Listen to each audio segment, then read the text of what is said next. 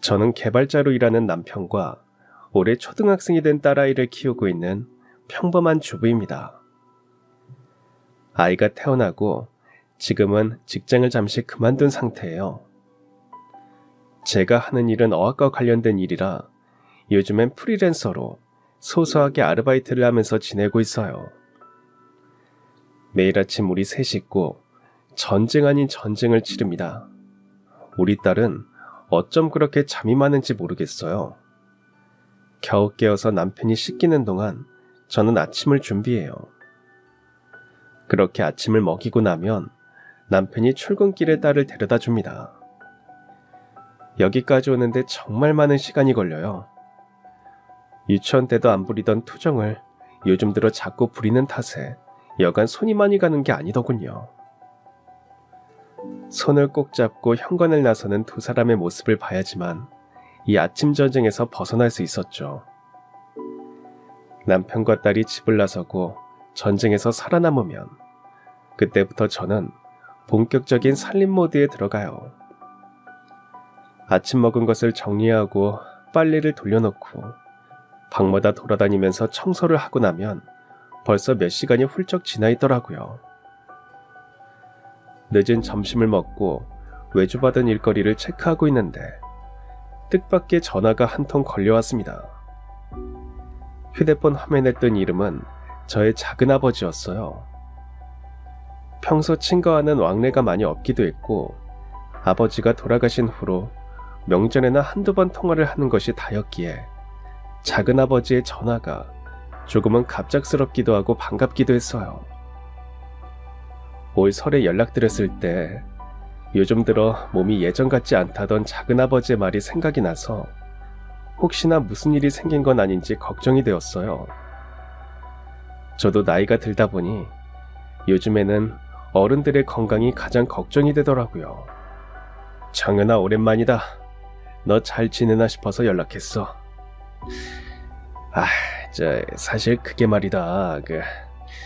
너희 시아버님 말이야. 혹시 무슨 일 있니? 작은아버지의 입에서는 생각지도 못한 인물이 언급됐어요. 바로 우리 시아버지였죠. 뜬금없이 작은아버지가 왜 우리 시아버지 안부를 묻는 걸까 궁금했어요. 아버님이요? 글쎄요, 별말 없으셨는데. 아시잖아요. 저희 시부모님들 바쁘시기도 하고 자식들한테 연락 자주 하는 스타일 아닌 거. 근데 갑자기 아버님은 왜요? 아니, 너희 시아버님 말이다. 오늘 우리 회사 경비원 면접을 받지 뭐니. 내가 점심 약속이 있어서 나가려는데 회사 로비에 너희 시아버님이 계시는 거야. 에이, 잘못 보신 거 아니에요? 아버님이 왜 경비 면접을... 나도 처음엔 잘못 봤나 싶었는데 그 양반 인상이 좀 강하니 곁에 가서 인사드리고 네 얘기를 했더니 깜짝 놀라시더니 날 알아보시더라고. 그러면서 여기가 내 회사였는지 몰랐다고 주변에서 경비 자리가 났다는 얘기를 듣고 면접을 보러 왔다고 하시더라. 약속 시간 때문에 더 길게 이야기하지 못했는데 이동하면서 회사 직원 통해 알아보니 면접을 보신 게 맞더라고. 혹시 그래서 너희 시댁에 무슨 문제가 있나 싶어서 말이다. 너나 최서방한테는 얘기하지 말아달라고 그분이 신신당부를 하셨지만 어떻게 가만히 있을 수가 있겠니. 이야기하지 말라고 하시니까 오히려 무슨 일이 있나 싶어서 더 신경이 쓰이기도 하고. 일단 알겠어요. 제가 좀 알아볼게요. 저도 지금 처음 알게 된 사실이어서요. 이상했습니다. 시아버지가 갑자기 경비 일을? 2년 전 은퇴를 하셨지만 시아버지는 이미 일을 하지 않아도 평생 넘치게 살 수 있을 만큼 어마어마한 부자거든요. 100억 자산가인 시아버지가 돈이 필요해서 경비를 하신 건 아닐 텐데 구두쇠 소리를 들을 정도로 돈을 아끼시는 분이시니 은퇴 후 소일거리라도 해서 돈을 벌려고 하시는 걸까? 아니면 혹시 투자 사기 같은 걸 당해서 하루아침에 망하게 된 걸까? 아니지. 시아버지 성격에 그건 절대로 있을 수가 없는 일이었어요. 하지만 만에 하나라는 것이 있듯이 사람 일이라는 게 어떻게 될지 모르는 거고 제 머릿속은 온통 물음표로 가득했습니다. 궁금증은 꼬리에 꼬리를 물고 점점 커졌어요. 이렇게 혼자서 추측하는 것만으로는 제대로 된 상황을 파악할 수 없기에 저는 곧바로 시어머니에게 전화를 걸었습니다. 몇 번의 통화 연결음이 울리자 수화기 건너편으로 시어머니의 목소리가 들렸어요. 어머니, 저예요. 혹시 아버님도 같이 계세요? 네 아버지는 아침부터 일 있다고 나가서 아직 안 오셨어. 최근 별일 없으시죠? 요즘 감기가 유행이라던데 두 분 건강 괜찮으신가 해서요. 그럭저럭 괜찮지 뭐.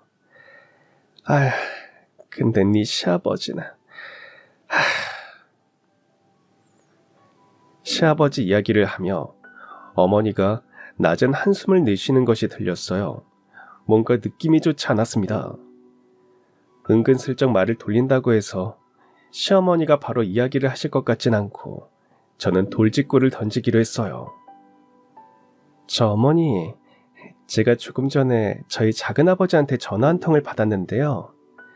아버님이 저희 작은아버지 회사에 경비 면접을 보러 오셨다고요. 혹시 어머니 무슨 일인지 아세요? 갑자기 아버님이 경비를 하신다고 하는 게 이해가 안 돼서요. 집에 무슨 일이 있는 건 아니죠? 제 이야기를 들은 시어머니는 제대로 대답하지 못하시고 조금씩 흐느끼셨어요.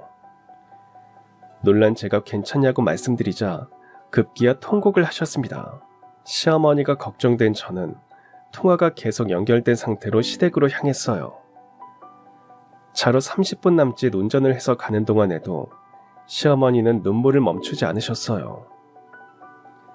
시댁에 도착해 벨을 눌렀더니 한동안 눈물을 흘려서인지 잔뜩 수척해진 모습의 시어머니가 저를 맞이해 주셨습니다. 등을 토닥이는 제 손길에 시어머니는 잠시 앉아있으라고 하시더니 그 와중에 제가 좋아하는 차를 내어주셨어요. 아유, 놀랐지. 그동안 어디 말도 못하고 있다가 네 얘기를 듣고 한 번에 다 터진 것 같구나. 미안하다, 큰애야. 아니에요, 어머니. 그나저나 대체 무슨 일이 있었던 거예요? 아버님이 갑자기 왜 경비를 알아보시는 거예요? 혹시 무슨 일이 있나요? 일은 무슨, 너희 시아버지가 문제지. 아휴, 내가 정말 너희 아버지 때문에 늙는다 늙어. 이제 그 재산 없단다. 믿을 수가 없었어요. 하루아침에 그 많은 재산이 다 어디로 갔다는 걸까요? 정말 돈 때문에 시아버지가 경비를 하시려고 한 걸까요? 시어머니의 말씀에 제가 혼란스러워하는 동안 시어머니는 아까보다는 많이 진정된 듯 저에게 아주 옛날 이야기를 꺼내셨어요. 저도 남편도 시부모님이 어렵게 살다가 지금의 성공을 이뤘다는 것은 알고 있었지만 그 이야기에 대해 자세히 알진 못했거든요. 시부모님들도 옛날 이야기를 잘 꺼내지 않으셨기 때문에 무척 궁금했어요. 대체 그때 일과 지금의 상황이 무슨 상관이 있는 걸까? 일단 시어머니의 이야기를 들어봐야 할 것 같았습니다. 내 남편은 거의 전쟁과나 다름없었다. 그 시기에는 많은 아이들이 자신도 모르는 사이에 고아가 되어 원치 않은 고통을 견뎌내야 했어. 너희 시아버지도 그 아이들 중 하나였지.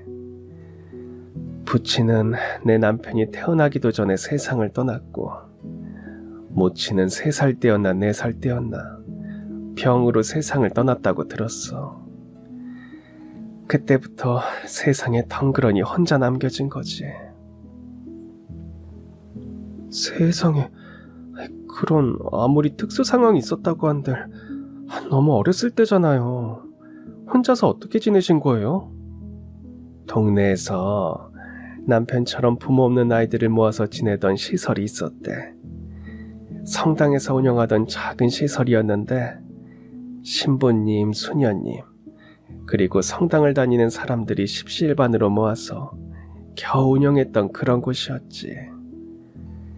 그나마도 그곳에서 지냈던 것이 정말 운이 좋았다고, 너무 좋은 분들 아래에서 지낼 수 있었다고 그렇게 말을 하더구나.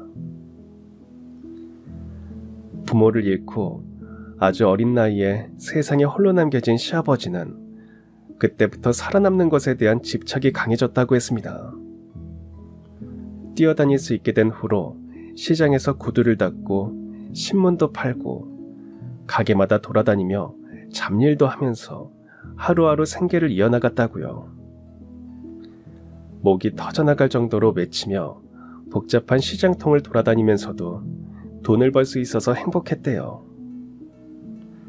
당시의 시아버지는 누가 봐도 불쌍한 처지였지만 단 한 번도 자신의 삶을 비관하거나 원망하지 않았대요. 오직 더 나은 삶을 꿈꾸며 나아갈 뿐이었다고요.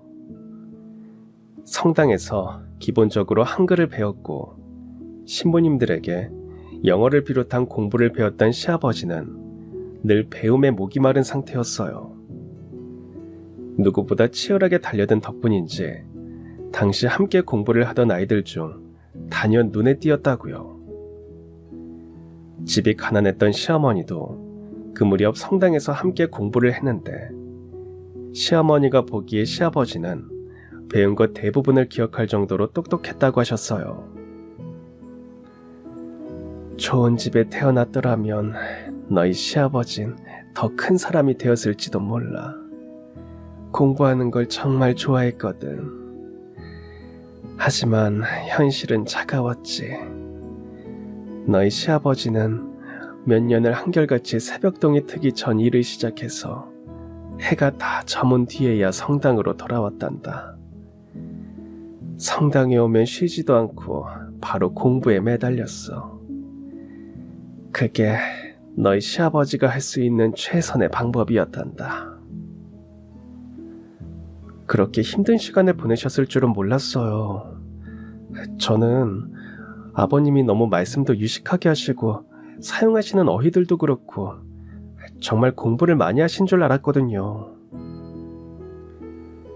맞아. 쉴 때도 그 사람 손에서 책이 떨어지는 것을 본 적이 없으니까 자연스럽게 몸에 익히게 된 거지. 물론 그렇게 되기까지 남들보다 더 많은 노력이 필요했어.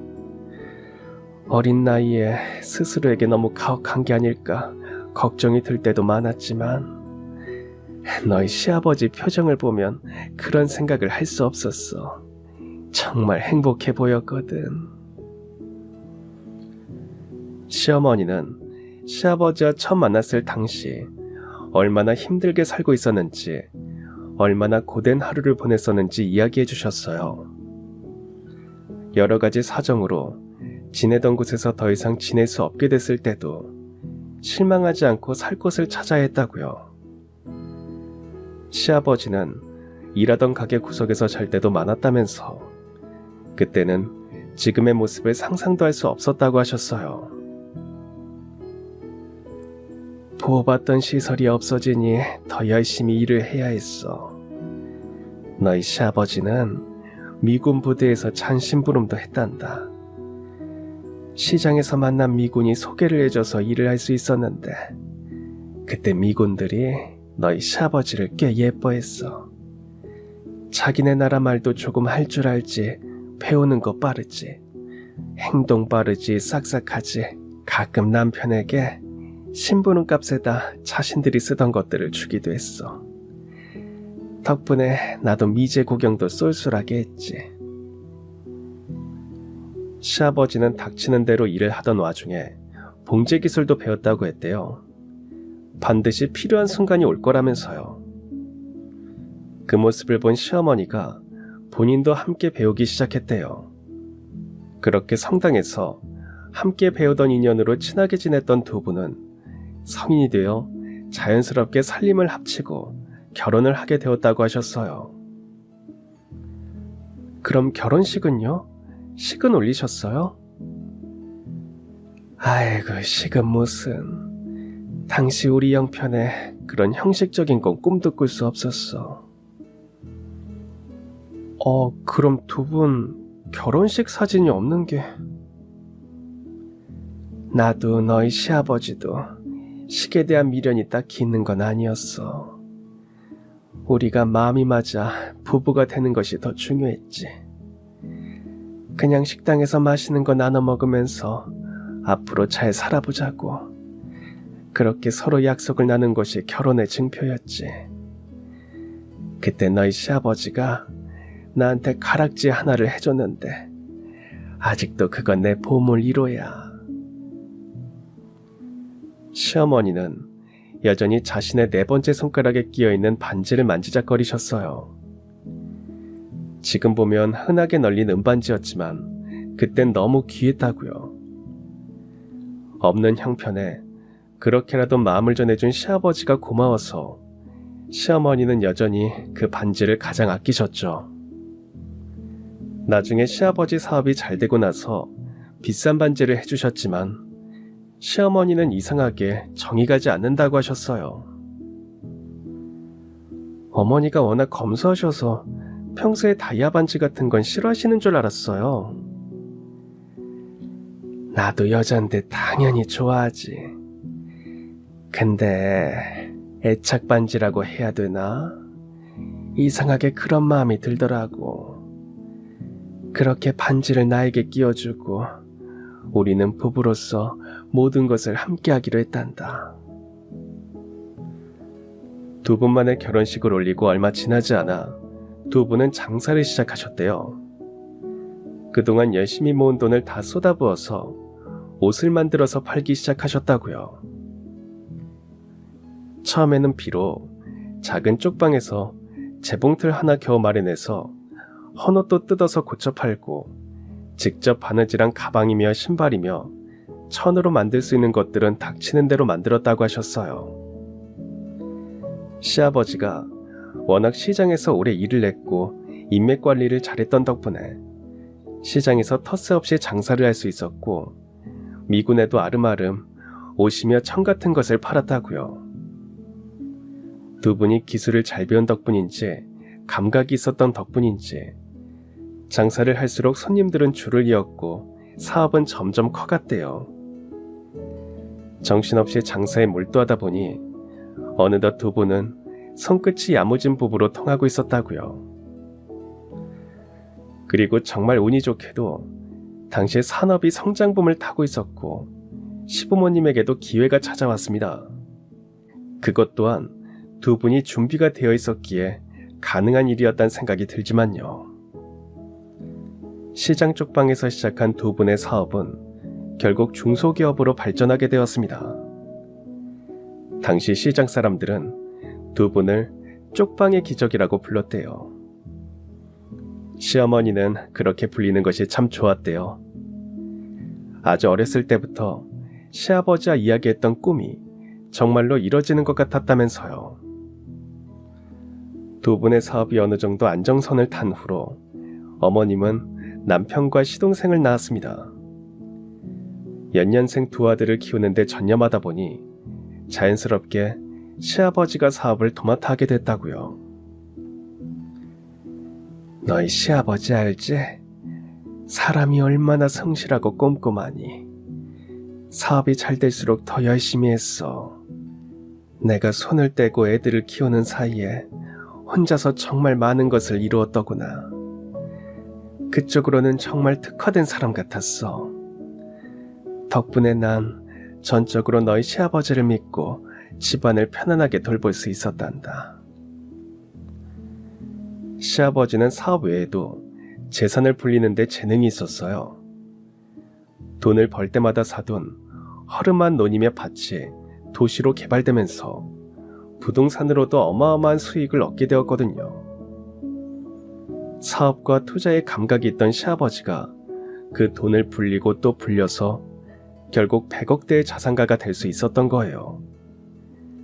비록 배움의 끈은 짧았지만 시아버지는 타고난 영특함과 기회에 대한 감각이 남달랐고 수많은 노력과 과감한 도전 덕분에 큰 성공을 이루게 된 거죠. 하지만 자산이 늘어가도 생활이 크게 달라지진 않았다고 해요. 시아버지는 늘 검소했고 자식들이라고 해서 자신의 돈을 함부로 쓰는 것을 결코 허락하지 않으셨죠. 가족에게 인자하고 다정했지만 돈에 있어서만큼은 자신의 철학을 절대 굽히지 않으셨어요. 너희 시아버지가 자랑하고 싶어서 떵떵거리면서 살고 싶어서 돈을 모은 것은 아니었단다. 처음엔 그저 우리 네 식구 지붕 제대로 있는 곳에서 등 따뜻하게 사는 것이 목표였지. 이 집을 얻었을 때 얼마나 기뻤는지 모른다. 정말 모든 것을 다 가진 기분이었어. 우리 네 식구 배고프지 않고 지낼 수 있어서 그게 마냥 좋았지. 그래도 저 같으면 나 이렇게 부자라고 자랑하고 다녔을 텐데. 사실 유나 아빠 처음 만났을 때 저 많이 가난한 사람인 줄 알았잖아요. 아유, 그랬지 참. 큰애 네가 현석이랑 알바하는 데서 만났다고 했었지. 사실 우리 형편에 알바 같은 거 하지 않아도 괜찮지. 그런데 너희 시아버지는 네 남편이나 시동생한테 용돈을 넉넉하게 준 적이 없었다. 오히려 필요하면 직접 일을 해서 돈을 벌라고 하셨지. 자기 손으로 땀 흘려서 일해본 적이 없는 사람은 돈이 귀한 것을 모른다면서 말이야. 아이들 공부는 부모된 도리로 원하는 만큼 시켜주겠다 했지만 그 외의 것은 전부 애들이 직접 해결해야 했어. 시어머니의 말에 남편을 처음 만났던 날부터 연애를 하던 세월들이 떠올랐어요. 당시 저는 어학연수를 가기 전 용돈이라도 조금 벌어볼까 하는 마음에 아르바이트를 시작했습니다.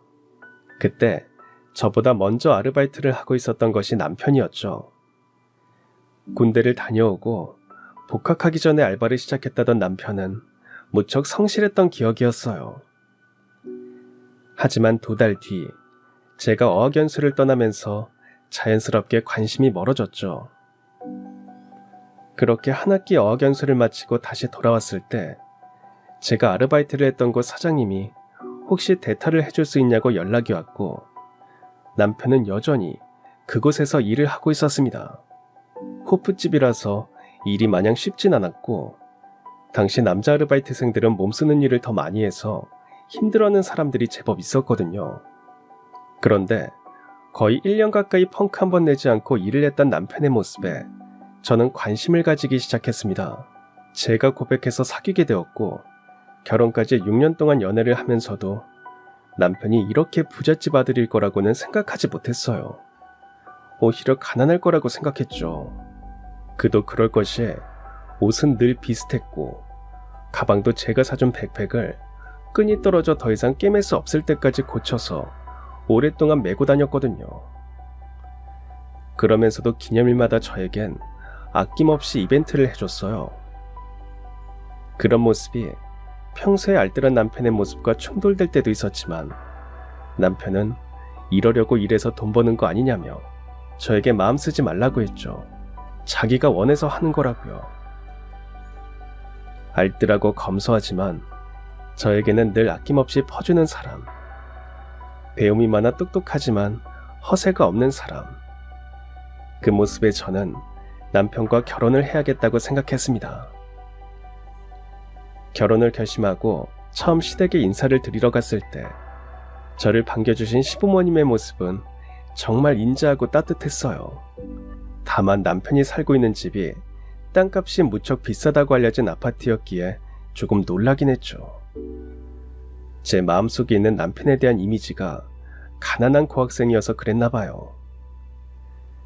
되돌아보면 남편이 학비에 대해서 걱정하는 것을 들어본 적이 없었어요.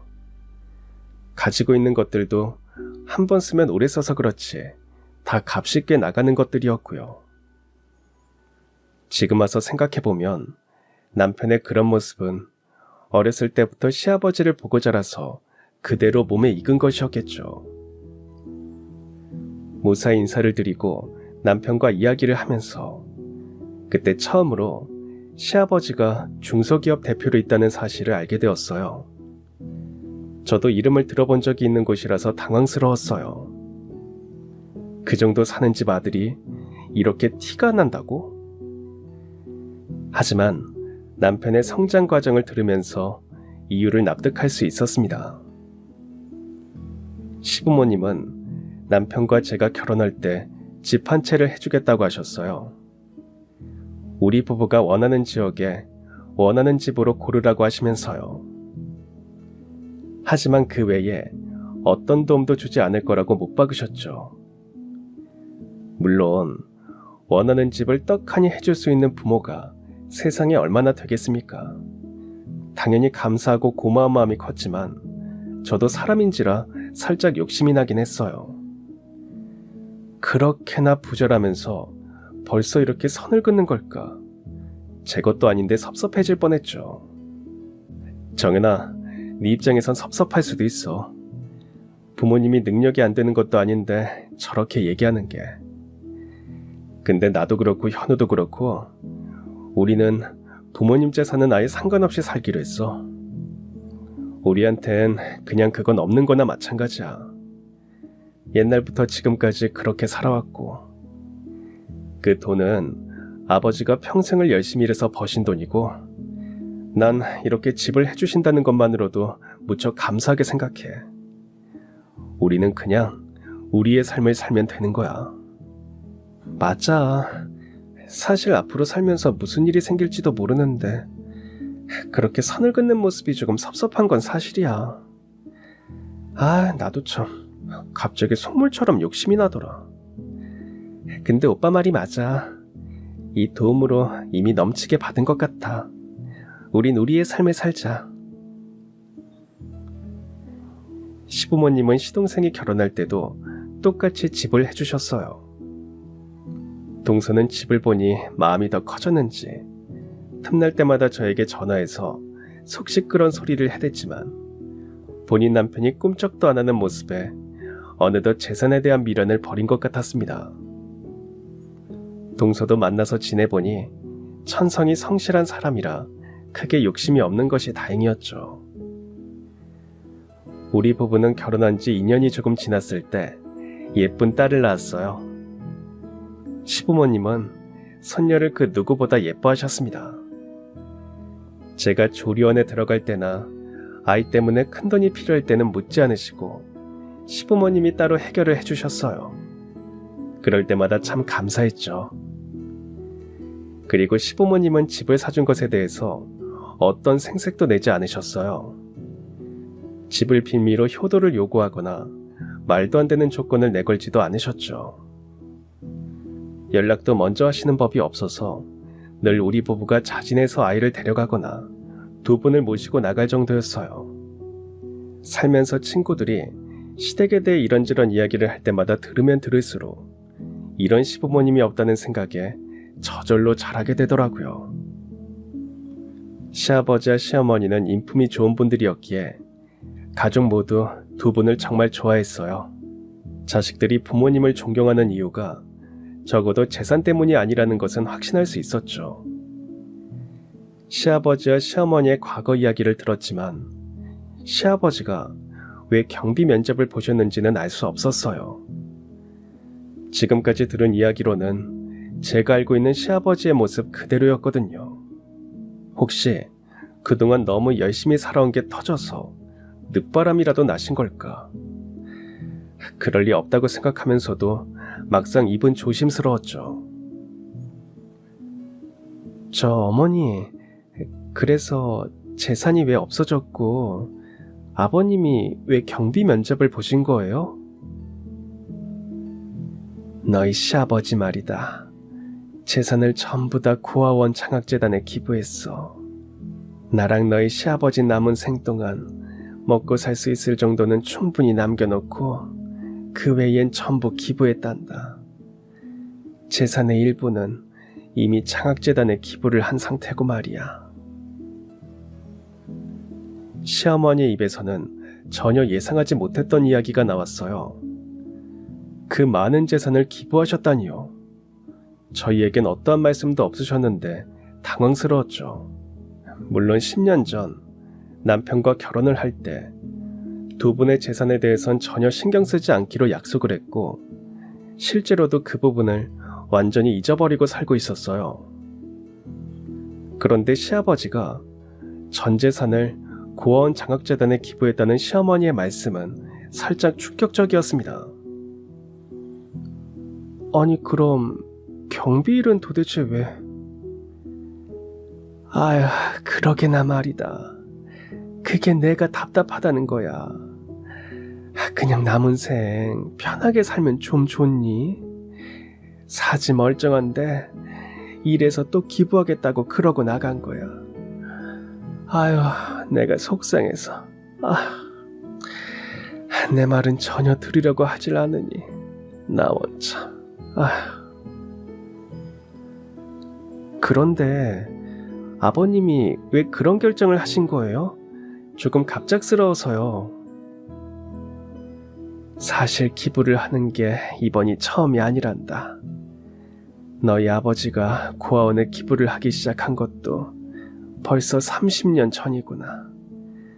그때부터 지금까지 매년 기부를 해왔어. 우리가 결혼해서 애들 낳고 지내면서 약속한 것이 있었어. 우리에게 조금이라도 여유가 생긴다면 도움이 필요한 사람들을 꼭 돕자고 말이야. 특히 너희 시아버지가 그런 마음이 더 컸을 거야.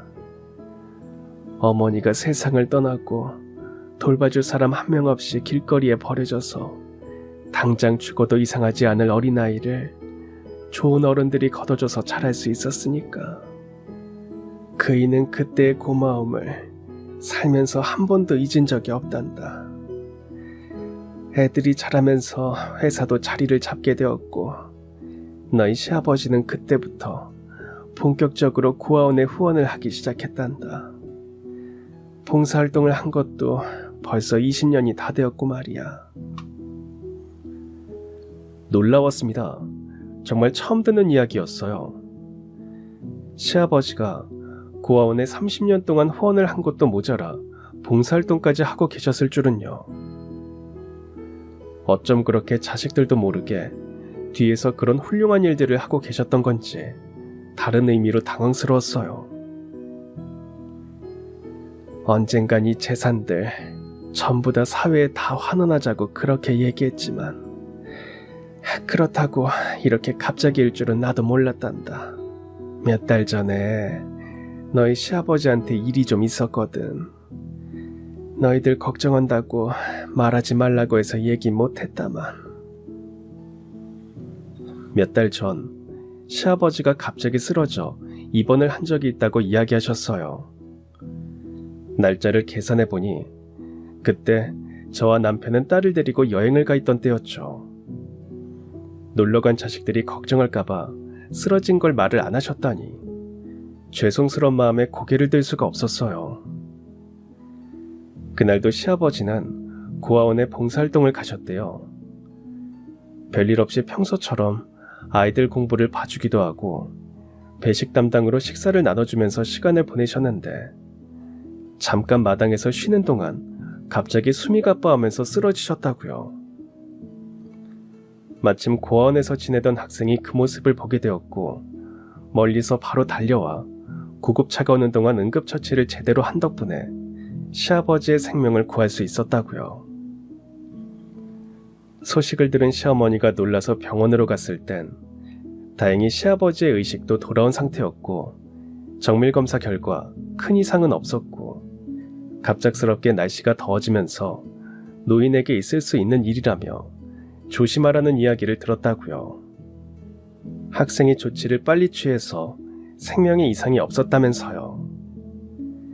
시아버지가 걱정돼 함께였던 그 학생도 그 이야기를 듣고 나서야 안심하는 표정을 지으며 다시 고아원으로 돌아갔다고 하셨어요. 세상에, 어머니, 아무리 그래도 그런 일이 있었으면 말씀해 주셨어야죠. 아유, 미안하구나. 너희 시아버지가 하도 펄펄 뛰어서 말을 할 수가 없었어. 이해다오. 그나저나 그 학생 아니었으면 정말 큰일 날 뻔했네요. 맞아. 내가 너무 고마워서 너희 시아버지 검사받는 동안 이런저런 이야기를 나눠보니 사정이 참 딱하더라고. 공부를 잘해서 의대에 가고 싶은데 돈이 너무 많이 들어서 고민이라고. 입학 장학금을 받아서 대학에 가도 생활비며 뭐며 의대 공부랑 병행할 수 있을지 걱정을 하더구나. 그러면서 한 2년 바짝 일해서 학비를 벌어놓고 공부를 해야 하나 말아야 하나 그런 이야기를 하더라고. 그걸 듣고 너희 시아버지에게 말했지. 그 학생의 학비를 우리가 대주면 어떻겠냐고. 너희 시아버지도 좋다며 고개를 끄덕였지. 그런데 며칠 뒤에 아예 기부를 하자면서 이야기를 하더구나. 시아버지는 자신을 구해준 학생의 이야기를 듣고 생각이 많아진 모양이었어요. 그 학생처럼 분명 더 많은 아이들이 자신의 꿈을 키워가며 살고 있을 텐데 현실의 벽 때문에 좌절할 수밖에 없는 그 모습이 안타까웠다고요. 그러면서 전쟁과나 다름없던 자신도 누군가의 조건 없는 도움이 없었다면 지금의 모습은 상상할 수도 없었을 거라고. 그런 아이들에게 커다란 울타리가 되어주고 싶다고 이야기를 하셨다고 했죠. 그 말을 듣고 시어머니는 수십 년 전 약속했던 그 말이 떠올랐대요. 나중에 우리가 능력이 된다면 우리 같은 아이들을 외면하지 말자고 했던 그 약속이요. 그래서 결국엔 시아버지의 결정을 따를 수밖에 없었다고요.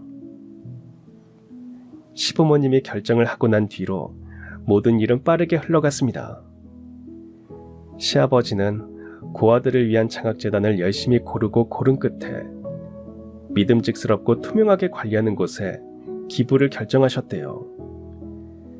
그렇게 몇 번에 걸쳐 서서히 재산을 사회에 환원하는 것으로 정리가 되었다고요. 어머니, 저 섭섭해요.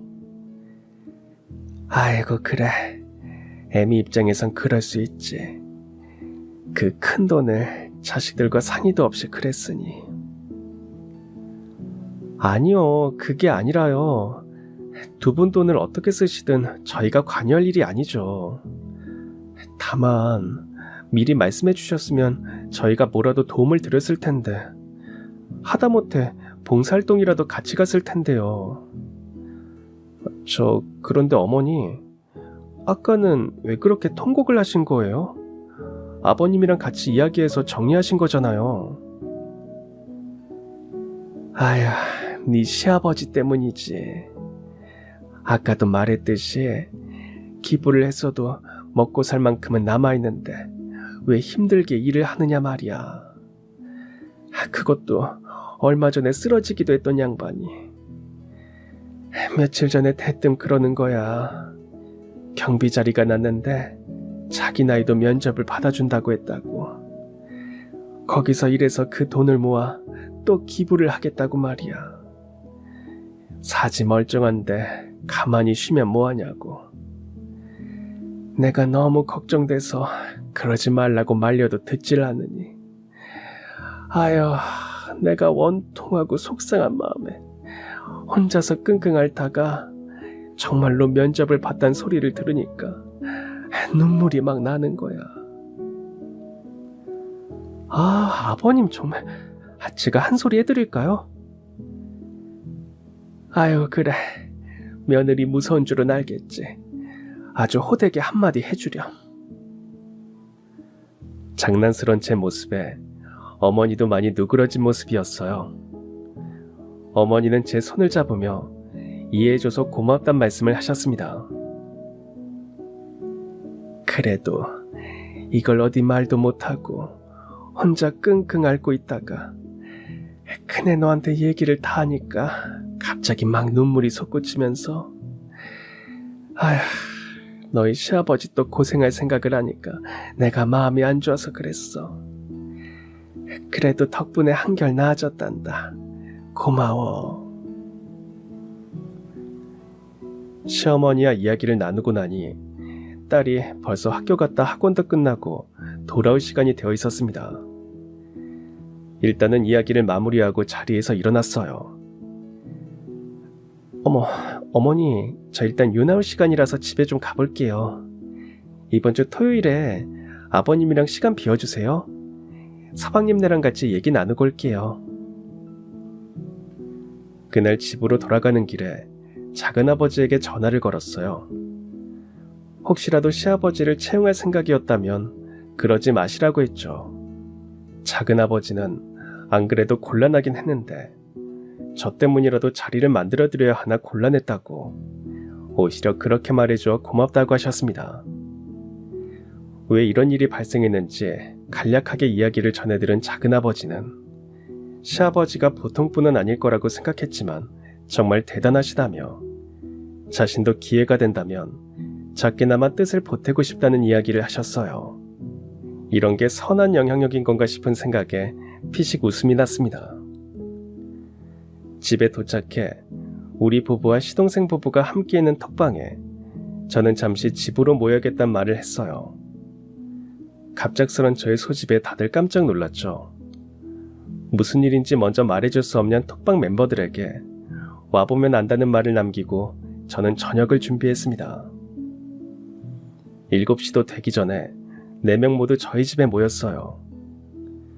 동서는 조카를 데리고 진작 우리 집으로 와서 제가 밥을 준비하는 동안 딸을 돌봐주었고 남편과 서방님은 짠 것처럼 같이 도착을 했어요.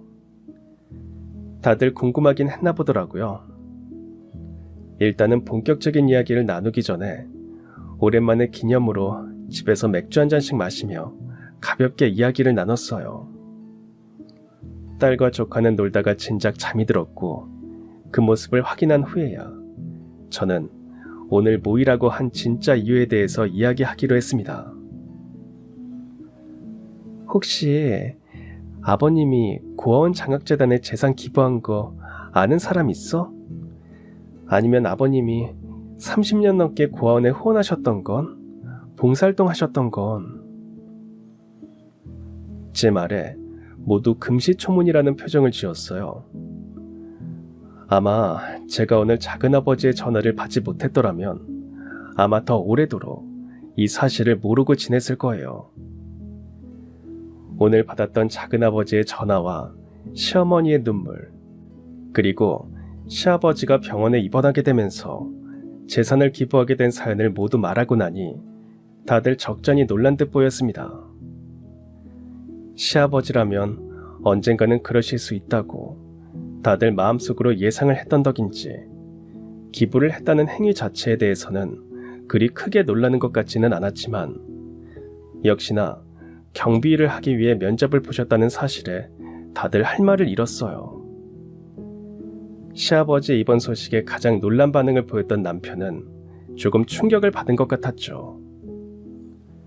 앞으로 이 일에 대해서 어떻게 하면 좋을지 우리 넷은 한동안 머리를 맞대고 이야기를 나눴습니다. 무엇보다 시아버지를 지켜보는 시어머니의 마음이 가장 걱정이 됐어요. 시어머니를 대신해서 시아버지를 말려야겠다는 데 모두 의견을 모았습니다. 그리고 주말에 시댁에 모여 우리의 의견을 전달하기로 했어요. 주말까지 기다리는 이틀이 무척 길게 느껴졌습니다. 중간중간 시어머니를 통해서 시아버지가 어떻게 지내는지 확인해 본 결과 시아버지에겐 불행이겠지만 저희에게는 다행인 상황이 유지되고 있었어요. 면접을 봤던 그 어느 곳에서도 아직 연락을 받지 못했다고요. 하지만 보통 의지가 아닌 시아버지는 없는 일까지 만들어서 할 참이라고 여전히 불안해하셨어요. 주말이 되어 자식들이 모두 집에 찾아오자 시아버지는 기분이 좋으신지 손주들 재롱을 보며 웃고 계셨습니다. 슬쩍 눈치를 살펴보니 오늘 기분도 좋아 보이셨어요. 밥을 다 먹고 동서가 아이들을 보는 동안 제가 총대 메고 이야기를 꺼내기로 했습니다. 그래도 제가 큰 며느리라고 시아버지가 자식들 중에서 제 이야기를 가장 잘 들어주셨거든요. 그나저나 너희들이 다 같이 무슨 일이니?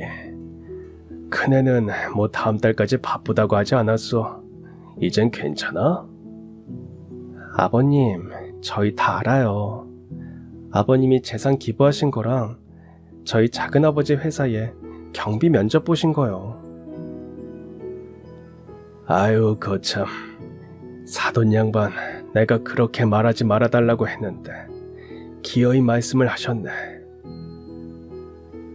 아버님, 연세도 있으신데 힘들게 일 안 하셔도 먹고 사시는데 무리 없잖아요. 아니, 부족하면 자식들도 있고요. 얼마 전에 병원에 입원하셨다면서요. 그건 왜 말씀 안 하신 건데요. 병원에서도 조심하라고 했다면서요. 너희 엄마가 아주 동네방네 소문을 냈구나. 아휴. 제 말에 시아버지는 잔뜩 언짢은 표정을 지으셨어요. 평소에는 잘 볼 수 없는 모습이라 저도 살짝 긴장됐지만 물러날 순 없었습니다. 저요, 아버지 존경하는 거 아시죠? 자식들 인성 바르게 키우시고 항상 인자하게 대해주신 것도 너무 감사했지만 이번에 아버님 이야기 듣고 더 감동했어요. 그렇게 오랜 세월 동안 다른 사람을 위해서 내 돈과 체력, 마음을 쓴다는 것이 보통 일이 아니잖아요. 그렇게 살아온 아버님의 세월을 그 누구보다 존경해요. 그런데 아버님, 이제는 조금만 자신을 위해서 살아주시면 안 될까요? 내가 언제는 나를 위해서 안 살았니? 이렇게 잘 먹고 잘 사는 거 다 나를 위해서 살았기 때문에 그런 거지. 말을 그렇게 하셨지만 그동안 저희한테 한마디 말씀도 없이 혼자서 봉사활동까지 하셨잖아요. 저 사실 너무 걱정돼요. 아버님 입원하신 얘기 들었을 때 자식들 마음이 어떨지 생각해 보셨어요? 그런 말씀을 대체 왜 안 하시는 거예요? 우리가 남이에요? 아버님을 설득하기 위한 말씀을 드리는 순간인데 저도 모르게 울컥해서 눈물이 고였습니다. 제 모습에 아버님도 살짝 당황한 듯 보였어요. 목이 메어 제가 제대로 이야기를 하지 못하자 남편이 저 대신 아버님에게 이야기를 했습니다. 이틀 전 자식들이 모두 모여 이야기했던 그 내용을요.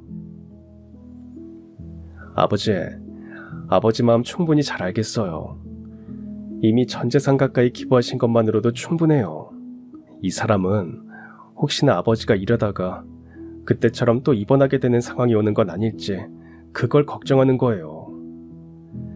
아버지, 이제 70이 넘었잖아요. 아버지 나이 생각도 하셔야죠.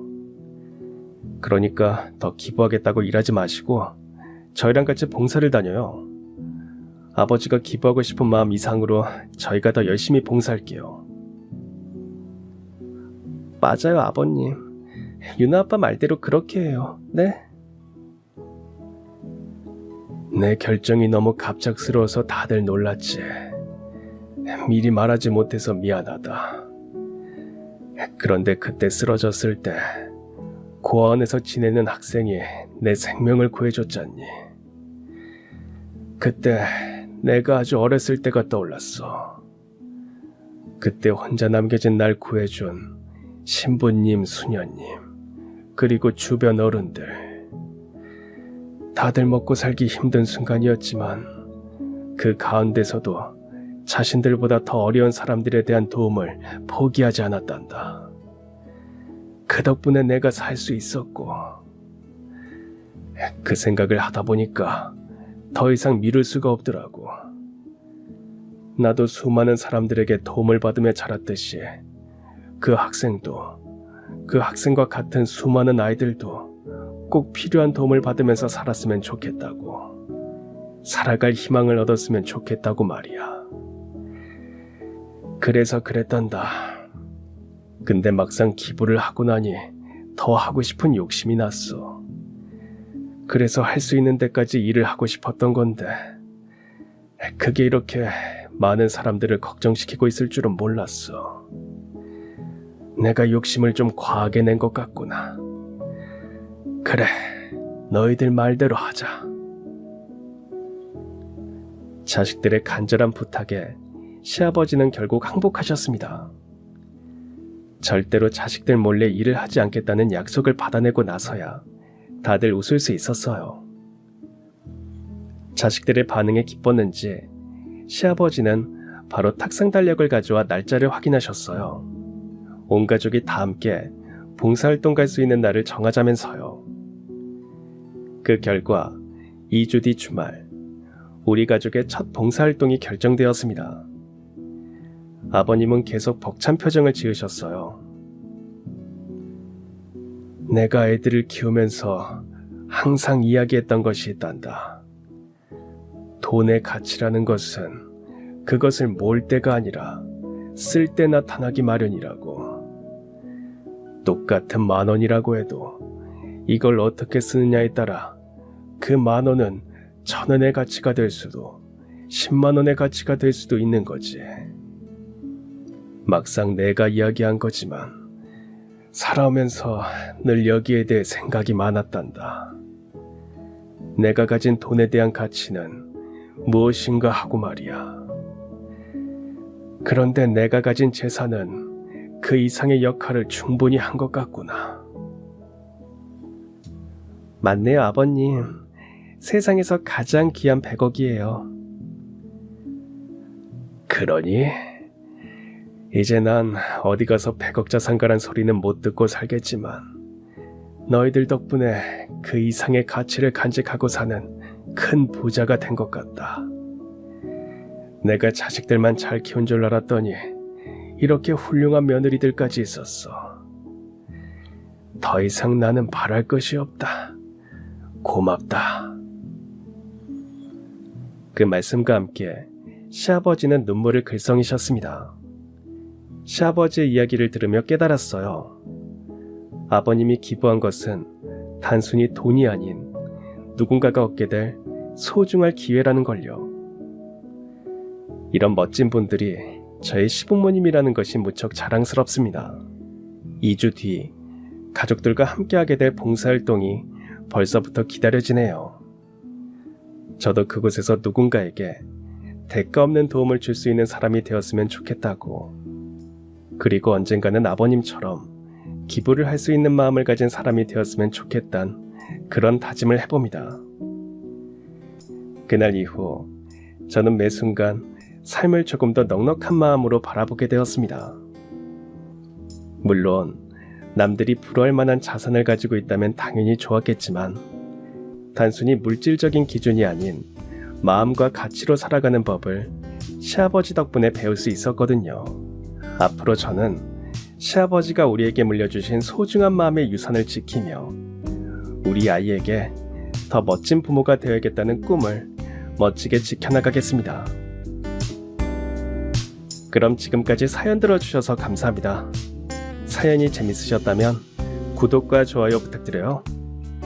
감사합니다. 안녕히 계세요.